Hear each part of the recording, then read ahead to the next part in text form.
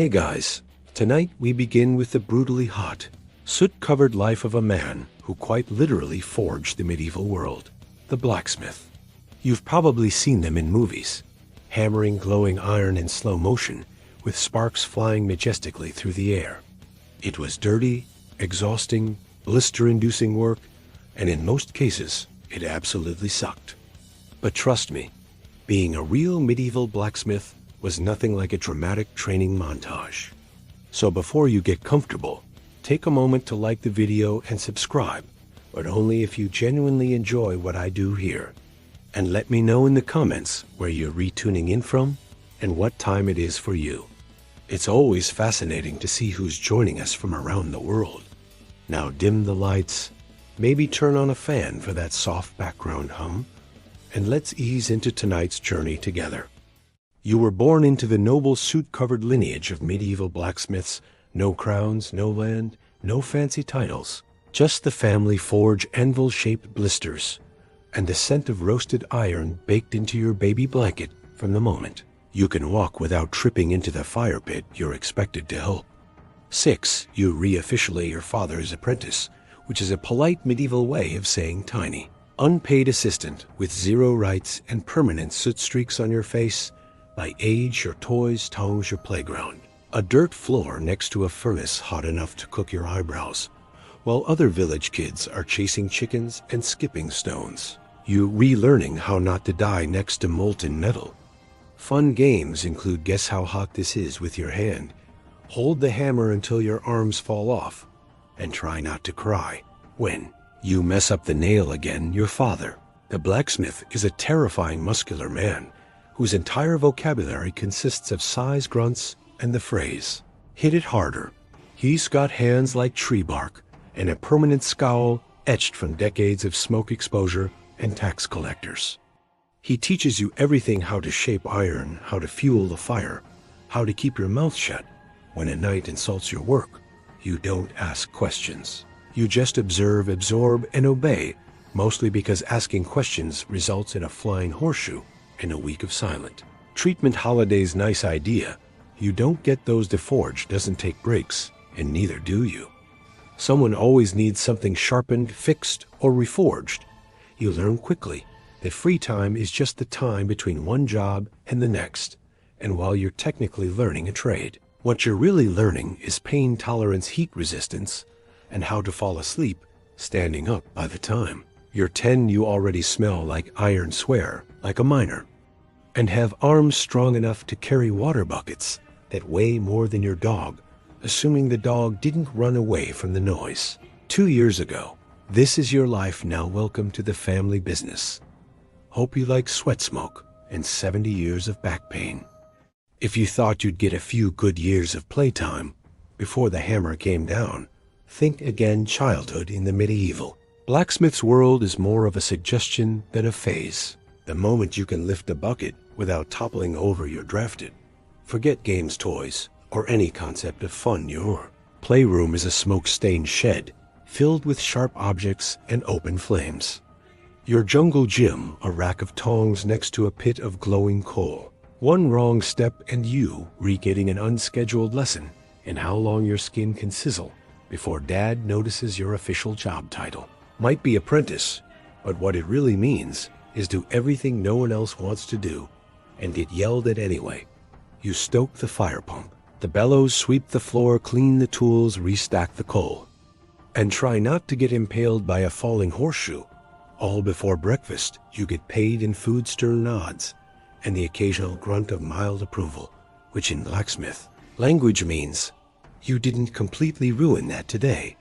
Meanwhile, the village kids you once knew are out in the fields, maybe throwing sticks or learning how to milk goats. You envy them, even if they do smell like cheese and manure. Sure, they might grow up to be farmers or shepherds. Humble jobs, but ones that involve fewer glowing weapons and surprise burns. You, on the other hand, are learning to make nails by hand. Nails, thousands of them, bent, twisted, and reheated again and again until they're straight enough to hold some lord's chicken coop together.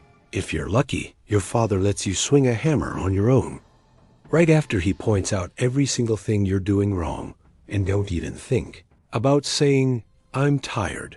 The phrase doesn't exist in the forge. Fatigue is weakness. Burnout is for candles. You keep swinging, keep sweating, keep smiling, or at least keep from crying where anyone can see. Because in the eyes of your master, who is also your dad, you're not a child anymore. You're a blacksmith in training. And the training never ends. The forge isn't just where you work. It's your entire existence.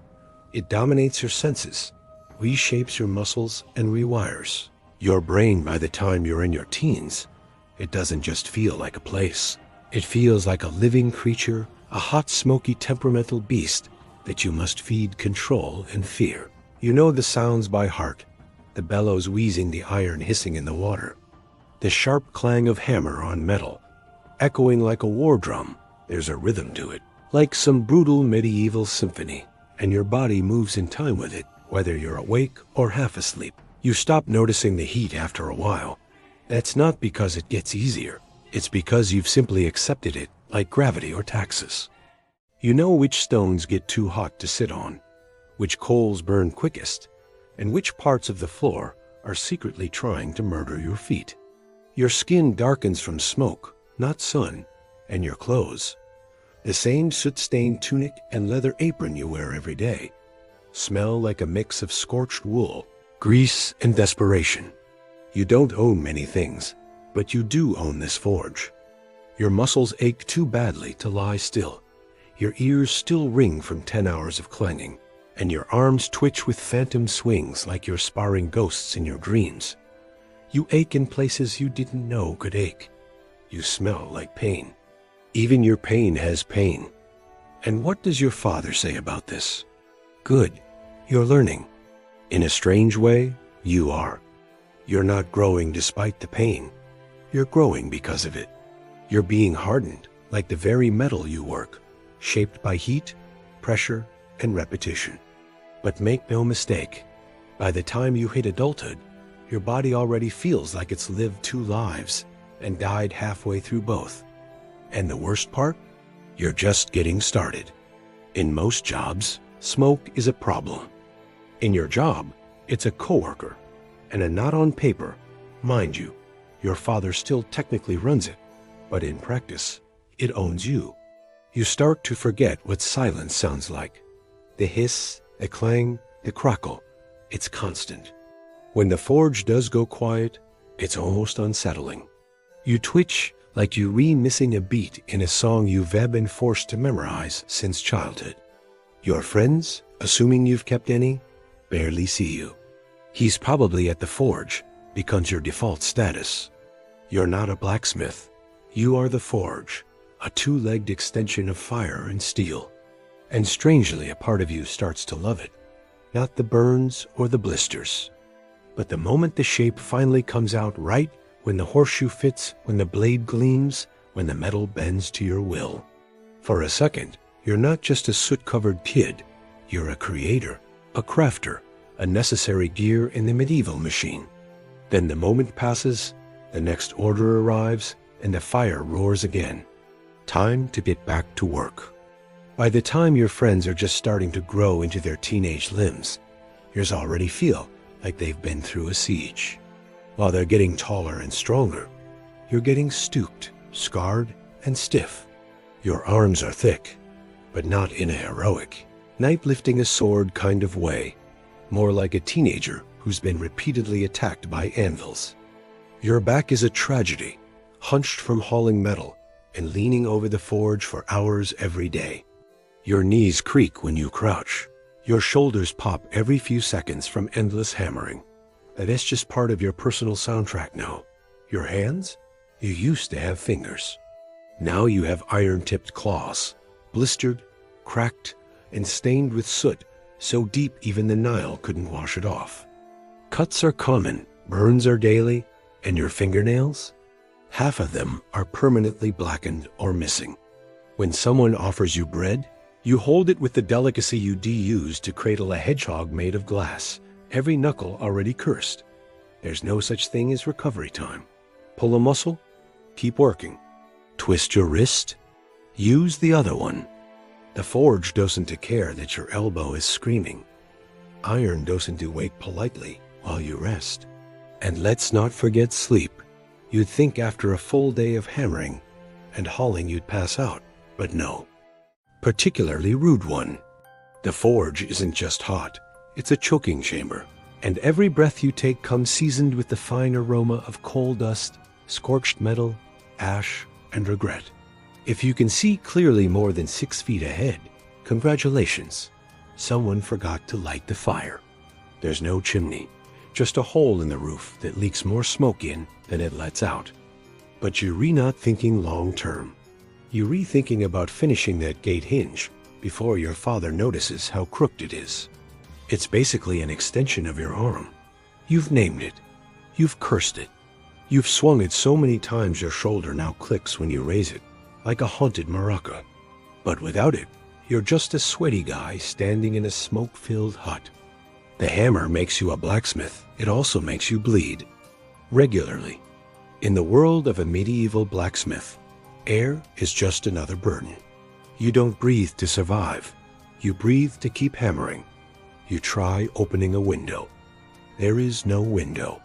Just soot-black walls, your father's coughing, and the occasional gust of wind that blows everything into your eyes anyway. Your lungs, let's just say they've entered a long-term toxic relationship with smoke. At first it burns, then it irritates. Then one day it just becomes normal. Coughing fits become part of the rhythm. There's metal dust from grinding, oil fumes from quenching, and sometimes burnt leather, charred wood, or whatever unfortunate material just dropped into the coals. You've probably inhaled 3 different types of poison before noon. Protective gear? Please. A rag tied around your face is the best you can do, and even that gets sweaty, gross, and somehow smells worse than the smoke itself.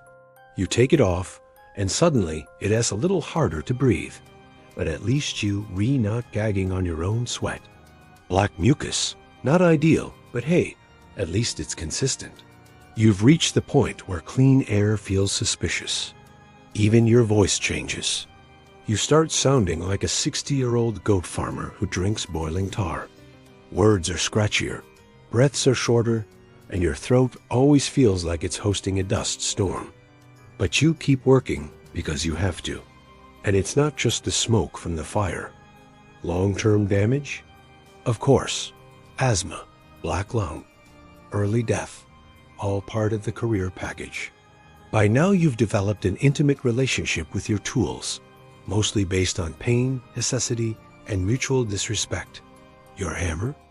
Then there's your tongs, clumsy, hot, and always pinching you at the exact wrong moment. You've burned your fingertips more times than you've successfully picked up anything. The iron slips. The grip fails, you yell. Your dad tells you to grip it like you mean it. Your fingers have memory now. They flinch at the mere sight of a new tool.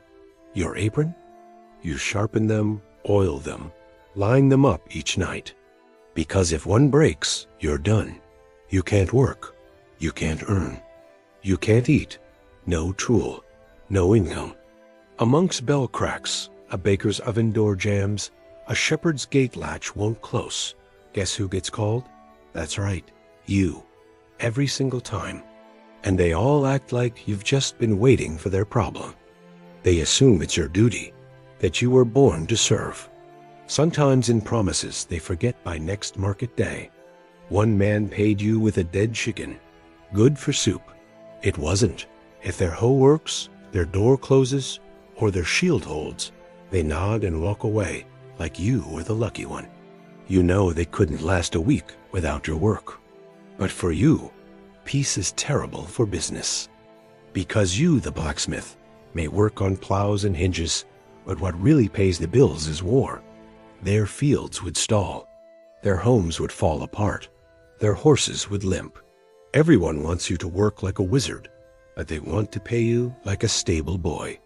You become a negotiator, a beggar, and a merchant all at once, haggling for decent wages like your forge is a stall at market. The rush when knights lined up outside your forge with dented shields and coin purses ready, fixing tools so old they belong in a museum, not a field, wouldn't mind a small skirmish. Just a little one. maybe a minor border dispute. Because when swords break, you eat. Peace, for everyone else, means safety and rest. For you, it means economic anxiety and hunger. You mattered. And don't even think about raising your prices. People look at you like you just cursed their cow. And while they may not sing songs about you, their entire world is quietly held together by your hands. No more helmets. Just a farmer asking if you can sharpen a sickle and maybe accept 3 onions as payment. As if you should be honored to repair their rusty bucket at sunset for half a loaf of stale bread. They show up unannounced, mid-swing, covered in mud and entitlement. I know you're busy, they say, but could you just... Bent hinges from someone sitting on a gate. You fix it. Broken dagger from a drunk fight. You fix it. Mysterious piece of iron no one can identify, but absolutely must be fixed. Yep, still you. Yet when the village praises anyone, it's the knight, the priest, or the miller with the extra fat goat. Even horseshoes wear down faster under the weight of panicked cavalry charges. You're flooded with work. The forge burns brighter. The coins roll in. You may be exhausted, but your belly is full, and your debt to the alehouse is momentarily forgotten. You? Your background noise, a necessity, a reliable tool, not a person. So yes, your tools are your life, but don't be fooled. They've also declared war on your fingers, spine, and sanity. Every day they whisper, "We help you survive, but we'll also slowly destroy you." And you say, "Yeah, that sounds about right." Now pass the hammer. It's meant to protect you, and it sort of does. If by protect, you mean catch hot metal shards and hold them close to your body like a smoldering hug. It's more scorched than stitched, and the leather stiffens like a corpse every winter. You consider throwing them into the fire just to teach them a lesson. Your chisel, it used to be sharp. Now it's mostly a suggestion of a blade, because you've used it to shape, split, scrape, and occasionally pry open stuck doors when your neighbor's lock breaks. Files, awls, punch tools, rivet sets. Your tool bench looks like a medieval torture rack. And honestly, it kind of is. You've been jabbed, crushed, pinched, sliced, and impaled by every item you own. You're the blacksmith, and everyone needs you all the time, for everything. You're the medieval equivalent of customer service, tech support, and roadside assistance rolled into one soot-covered figure who smells like smoke and shame. And yet, despite all this, you care for these tools like their family. You don't wear a crown, carry a sword, or lead armies. But without you, the village stops functioning by Tuesday. The knight needs a new sword. You make it.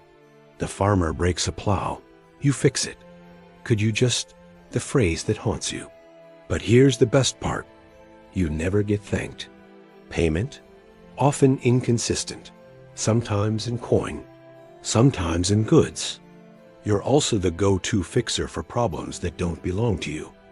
But here's the secret. You know, you'd think peace would be good news. No raiders. No bandits. No screaming noblemen demanding a new sword by sundown. When there's fighting, everyone needs you. Weapons, armor, arrowheads by the hundreds. But then the war ends. The local lord declares a truce. The knights stop marching, and suddenly your orders vanish. No more swords. And sure, you can make household goods, cauldrons, door handles, cooking spits, but there's not much profit in it. But you're just hammering metal, they say, as if molten iron bends itself into shape while singing church hymns. You start to miss the chaos, not the blood, not the burning villages, but the steady flow of orders, the purpose.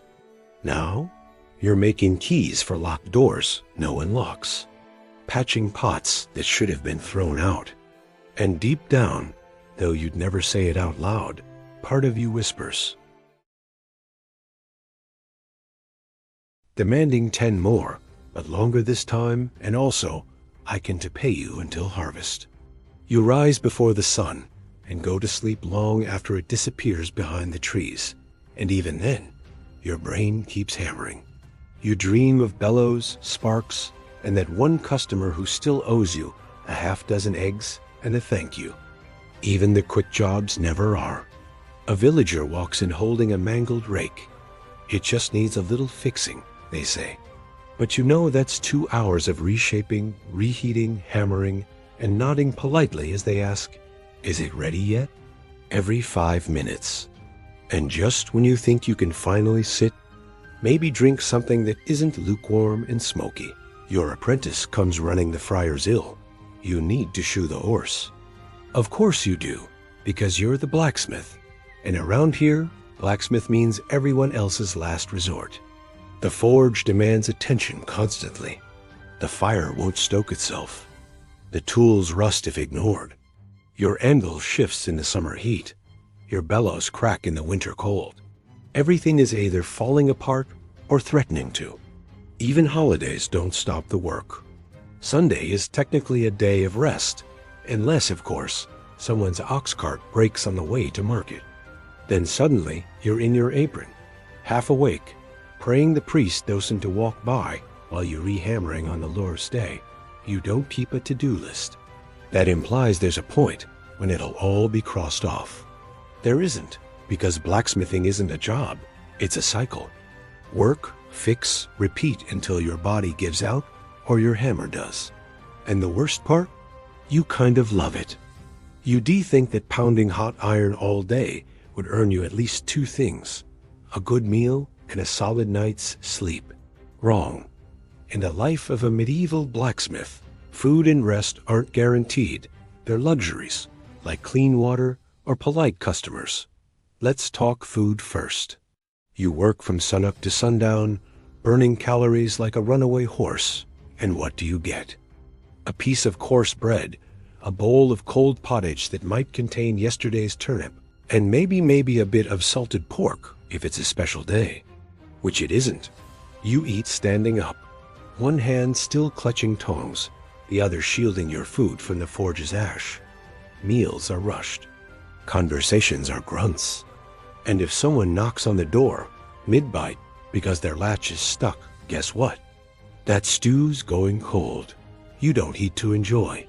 You eat to survive. Fuel in, hammer out. Now let's talk sleep, or the cruel parody of it. When you finally crawl into bed, your hands are throbbing. Your back feels like it lost a bar fight.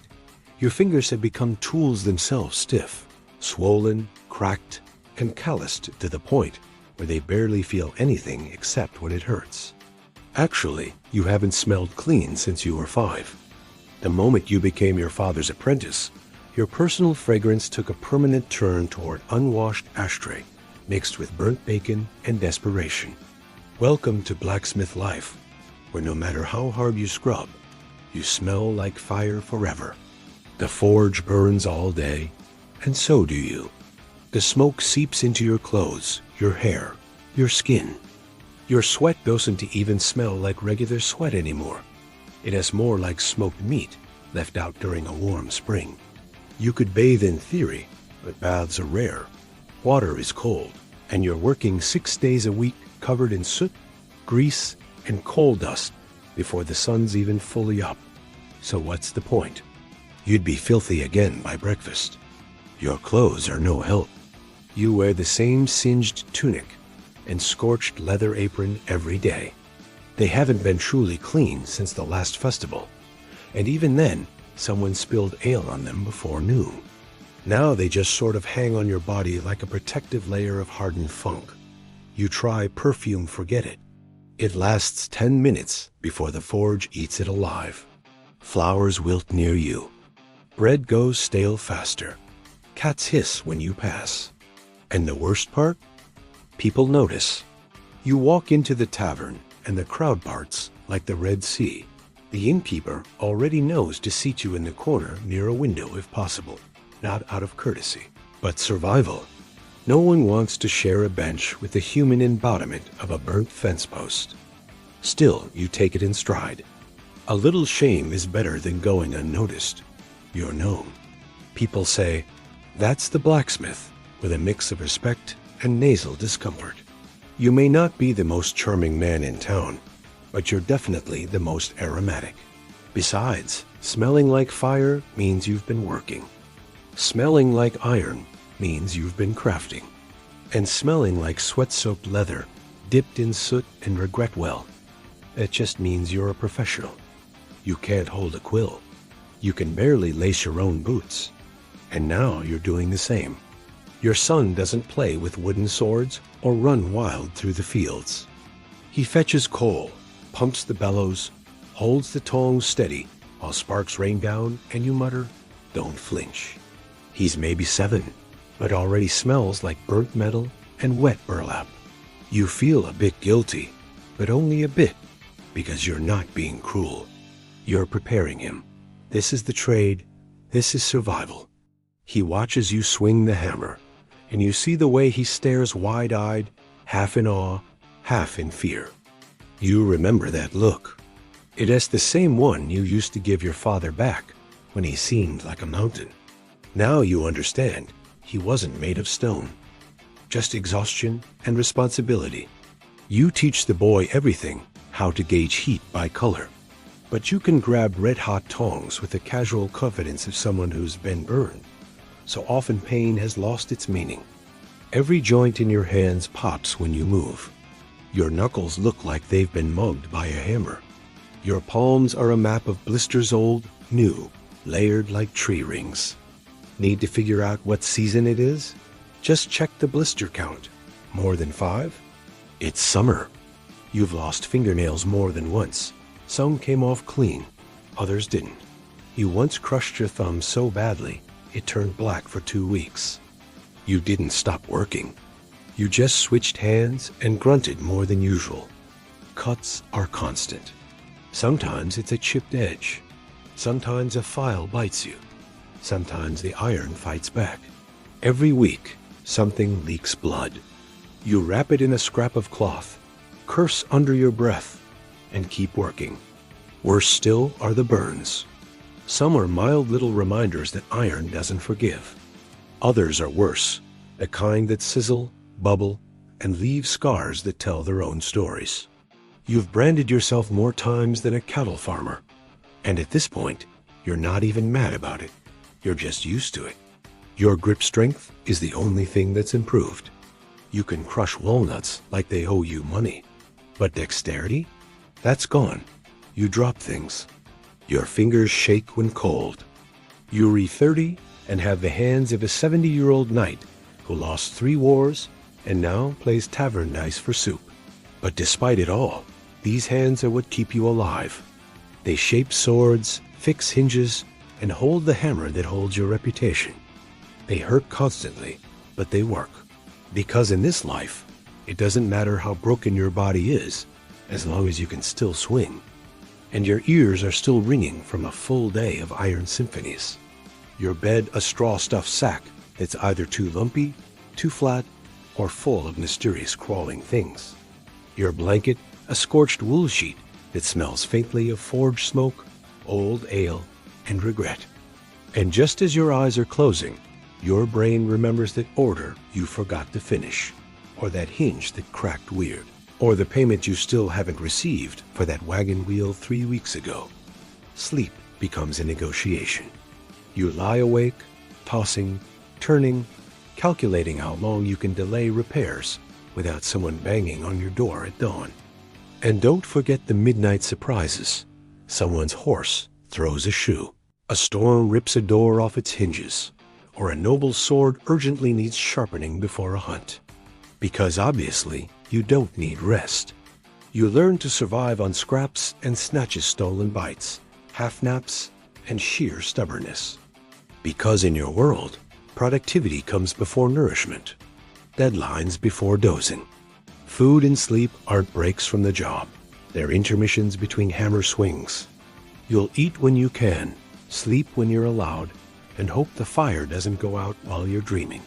There was a time when your hands were soft once, long ago, maybe as a child. Now they're ruined. Let's be honest, you don't smell great. You didn't choose this life. The forge chose you, through your father's calloused hands, and the iron expectations passed down like a rusty heirloom. How to tap, not slam. How to listen to the metal. You shout sometimes, more out of habit than anger. Hold it right. That's too cold. Don't cry, it's only a burn. But they talk to your boy. He's the one with the calloused hands now.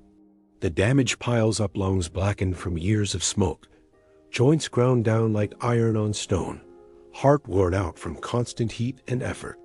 But you made that armor. You didn't farm the land, but you made the plows that carved it. You didn't bake the bread, but you forged the oven doors. No carts rolled. No armies marched. No homes were secured. You were the foundation beneath the history books, the ember glowing beneath the stories of kings. And that matters more than anyone ever said aloud. Because in a world made of wood, stone, and willpower, you were the fire, the silent spark that turned raw ore into progress. You weren't just part of the world. You kept it turning. You didn't build the castle, but every nail in its beams, every hinge on its gates, they were touched by your fire. You were a blacksmith. And in the medieval world, that meant everything. While nobles argued and kings changed crowns, you stood by your forge day in, day out, shaping the world piece by piece. 1,000 small things, rivets, hooks, braces, buckles. Nothing that draws a crowd, everything that holds the world together. But when you're gone, your work stays. Nails in church doors, blades at noble hips, horses shod and ready to ride. You leave behind no titles, just tools, scars, and a son with a hammer. And that, in your world, is enough. They may bury you in a simple grave, no gold, no statue, just a name carved in wood and a forge that still burns in your memory. But every clang that echoes through the village long after you're gone, that's the sound of you still working. The burns are fresh on him. The ache of the craft has shifted to new shoulders. And quietly, you're proud. You were never wealthy. You never owned land or books or fine clothes. But every working wheel, every unbroken sword, every barn door that swings instead of falling, that was you. People walked past your forge and saw smoke. They smelled sweat and soot and assumed that was all. But inside? Inside was a symphony of heat and steel, of creation and endurance.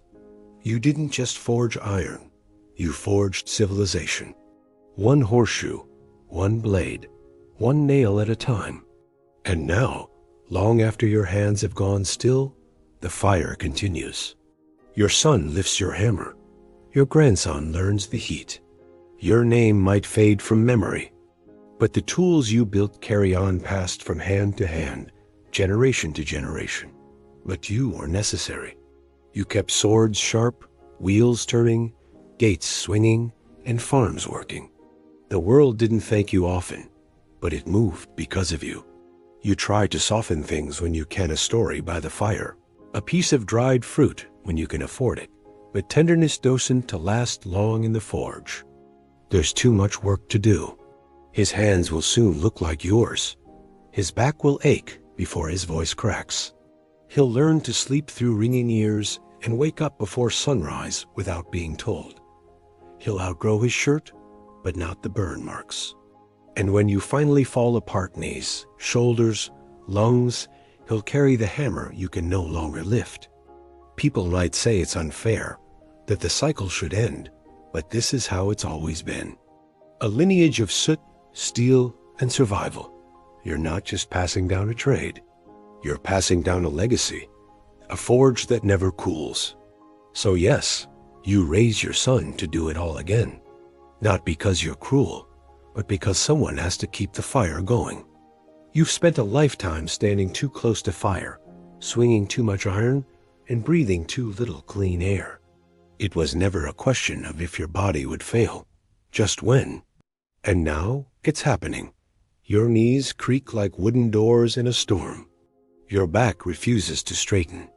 Your fingers, once strong enough to bend steel, now tremble when you lift a cup. The forge still roars, but your arms won't answer. The hammer feels heavier every day, as if it knows it's nearly time to leave your grip. You don't go out in a blaze of glory. There's no heroic finale, no ballad. You simply slow down. You start handing tasks to your son. You sit more, watch more. He asks you questions, and for the first time, you struggle to remember the answers. The villagers start going to him now. They still nod respectfully when they pass you. You likely won't see 50. Most blacksmiths don't. You were never a knight. You didn't ride into battle with banners flying or wear polished armor that caught the sunlight. Your life was loud, but your legacy is quiet. No one wrote songs about your hammer. No bard praised your tongs. You were never crowned, never honored, never celebrated. But without you, nothing moved. What happens within the human soul, what changes in the lab, echoes in the cosmos. The emerald tablet didn't hand out instructions for making gold, and descends from the sky, carrying the power of all things in its wake. Many saw this one thing as the philosopher's stone, others as the soul, the ether, or even consciousness itself. But perhaps the greatest mystery wasn't the content of the tablet, but who could understand it. You had to be more than a scholar. You had to be a seeker. Just as base matter must be broken down before becoming gold, the alchemist had to suffer, purify, and transcend. In his words, alchemy was a mystery of spirit and matter alike. And Persia, a new empire rose, and with it, a golden age of wisdom under the banner of Islam. From the 8th to the 13th century, a vast intellectual renaissance began. While Europe descended into the Dark Ages, cities like Baghdad, Cairo, and Cordoba became sanctuaries for philosophy, mathematics, astronomy, and alchemy. He introduced the idea of spiritual alchemy, a concept far ahead of his time. More than a chemist, more than a philosopher, Jabir was a fusion of both. Often called the father of chemistry, his contributions to alchemy were so profound that they laid the foundation for modern science itself. Working in the courts of the Abbasid Caliphate in the 8th century, Jabir approached alchemy not as mysticism, but as a structured, testable discipline. He introduced laboratory methods still recognizable today: distillation, crystallization, sublimation. Zosimus's writings are full of strange symbols: lions devouring serpents, men melting into colored vapors, divine beings emerging from fire. These weren't chemical notes. They were metaphors for the soul's journey toward perfection. And it was this sacred riddle, gifted by Thoth, that would survive the fall of Egypt. The path of the alchemist was a path of discipline, suffering, and revelation. His influence would ripple across centuries and continents. And though many of his texts were lost or misunderstood, one thing was clear: alchemy was no longer just a prototious. It had become a sacred philosophy, and passed like a torch across borders and ages, first to Persia, then to the world. It handed out a worldview. It said the world is not fixed. Everything can be refined, elevated, transmuted. It passed into the hands of another ancient empire, Persia. But this was not merely a transfer of knowledge. In Persia, alchemy underwent a transformation of its own, one that blended spiritual fire with philosophical depth. The backbone of Persian alchemical thought was deeply shaped by Zoroastrianism, one of the world's oldest monotheistic religions. At its heart was the concept of duality, a constant battle between light and darkness, truth and falsehood, purity and corruption. Fire, the purest of all elements in Zoroastrian belief, wasn't just a symbol, it was sacred. It burned in temples, representing divine wisdom. And that fire would light the crucibles of early Persian alchemists. Not just lead into gold, but ignorance into wisdom, chaos into harmony, the mortal into the divine. Living in Ramang, Egypt, around the 3rd or 4th century CE, Zosimus was no ordinary philosopher. His writings fused technical descriptions of furnaces, stills, and elixirs with strange visionary journeys. In his most famous dream, he sees himself dismembered, burned, and transformed in an alchemical furnace. But rather than horror, this vision is divine. It's the symbolic death of the self, the purification of the soul. The tablet also speaks of the one thing, the source of all creation, and how it rises from the earth. As Egypt's golden age faded, alchemy did not vanish. It migrated, traveling along trade routes, carried by scribes, mystics, and conquerors. But while spiritual ideas burned bright, it was a Greek-Egyptian mystic named Zosimos of Panopolis who gave alchemy its first real voice, one that still echoes today. Zosimos didn't think alchemy was just about changing metals. He believed the alchemists must themselves be transformed. Zosimos was also one of the first to stress that true knowledge couldn't be bought or memorized. It had to be earned.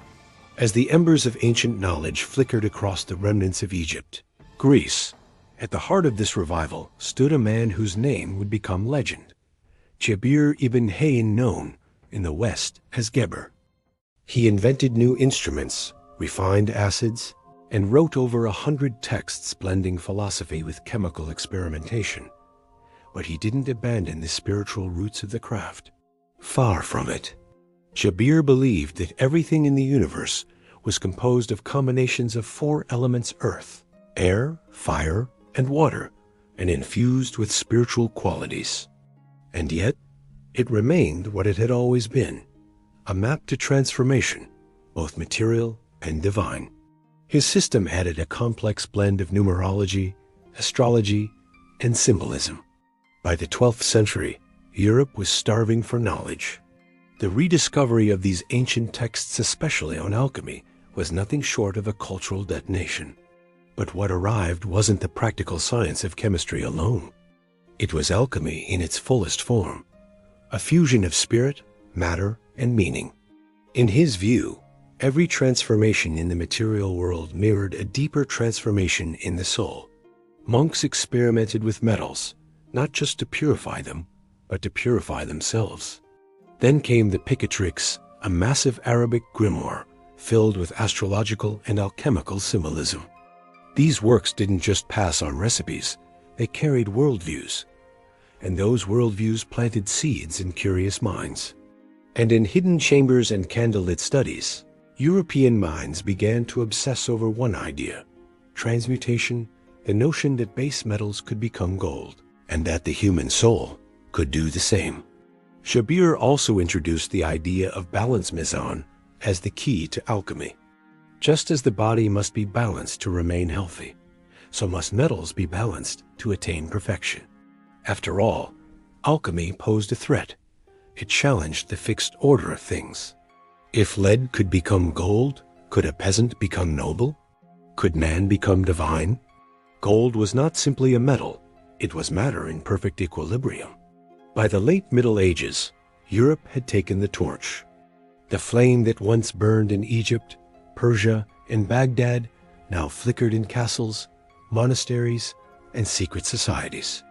Alchemy had crossed the threshold, and it was about to evolve again. But knowledge has a way of traveling, especially when it's too powerful to be contained. Slowly, piece by piece, alchemy made its way westward, smuggled through language, ink, and conquest. The bridge between East and West was built in places like Alexandria, once home to the Great Library, and later Toledo and Cordoba in Islamic Spain, or Al-Andalus. Here, Christian, Jewish, and Muslim scholars worked side by side in rare moments of intellectual harmony. And if balance could be achieved through careful processes, then even the basest metal could be elevated. His influence didn't stay within Islamic borders. Over time, Jabir's texts were translated into Latin and circulated throughout medieval Europe, igniting a wave of Western alchemists who would build upon his teachings, often without even realizing they were standing on the shoulders of a Persian genius. Through Jabir ibn Hayyan, alchemy took its most decisive step forward. It was no longer just sacred symbolism. It was a method, a system, a science. As the Islamic world preserved and expanded the knowledge of the ancients, Europe remained cloaked in superstition and spiritual rigidity. Translators toiled over Arabic manuscripts, decoding the works of Jabir, Zosimos, and Aristotle, breathing forgotten ideas back into Europe. Monasteries began hiding strange manuscripts behind sacred scripture.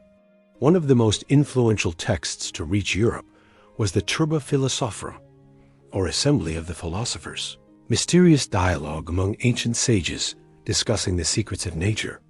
The Latin translations of these texts circulated quietly, often disguised as religious or philosophical treatises to avoid accusations of heresy. The Church watched with suspicion, but alchemy's allure was too strong. It offered a hidden path to perfection outside of dogma, outside of authority. By the late Middle Ages, alchemy in Europe had transformed into something almost mythic. It was no longer just an intellectual pursuit, it was a holy quest. Soon after, Antoine Lavoisier would discover the role of oxygen in combustion and disprove the ancient theory of the four elements earth, air, fire, and water. The periodic table would follow. Laboratories became secular temples of knowledge. The tools, the techniques, the curiosity, it all came from the furnace of that ancient craft. Alchemy had walked so that chemistry could run. Alchemy, with its hidden codes and sacred metaphors, was seen as outdated and embarrassment to real science. The philosopher's stone was replaced by the microscope, the alembic by the Bunsen burner. What was once sacred had become material. Instead, it transformed, just as it always taught that all things must. But here's the paradox. Chemistry owed its very existence to alchemy. It evolved, splintering into chemistry, psychology, medicine, and even modern spirituality. Its outward form was shed, but its inner message endured. In hidden corners and quiet minds, alchemy still breathed, not as a science, but as a symbol of transformation, of unity, of the eternal dance between matter and spirit. In the very language we use, words like refine, distill, purify, all echoes of the alchemist's path. And while the world turned to chemistry for answers, some still looked to alchemy for meaning. Because some fires never go out, they just burn beneath the surface. Still, the world was changing. Industrialization demanded results, not riddles. Governments funded laboratories, not lodges. The philosopher's stone, Jung said, was individuation, the process of becoming whole.